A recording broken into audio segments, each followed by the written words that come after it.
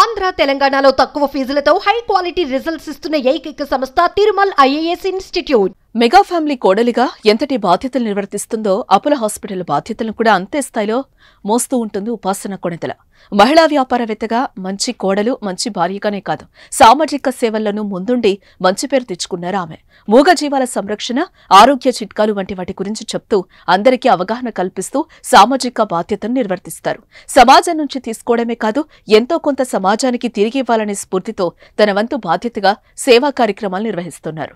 తాజాగా తన తాత అపోలో ఆసుపత్రుల అధినేత ప్రతాప్ రెడ్డి జన్మదినం సందర్భంగా మరో మంచి కార్యక్రమానికి ముందడుగు వేశారు.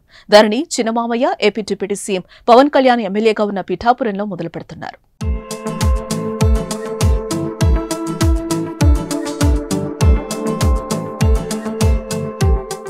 చాలా మంది మహిళలు గర్భధారణ సమయంలో అవగాహన లేకపోవడం, సరైన ఆహారం తీసుకోకపోవడంతో ఆరోగ్య సమస్యలు ఎదురవుతున్నాయి.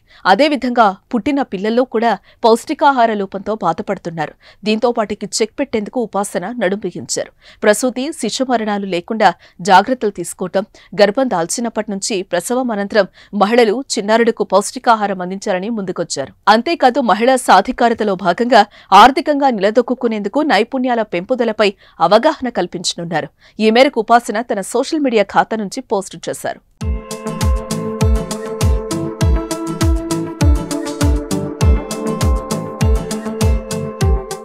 మీ అందరి ఆశీర్వాదంతో ఆరోగ్య సాధికారత తల్లులు, చిన్నారులను తయారు చేస్తాం. సుమారు 1000 రోజుల పాటు ఈ కార్యక్రమం చేపట్టనున్నాం. సమాజానికి తిరిగిచ్చే అవకాశం రావటం నా బాధ్యతగా భావిస్తున్నాను.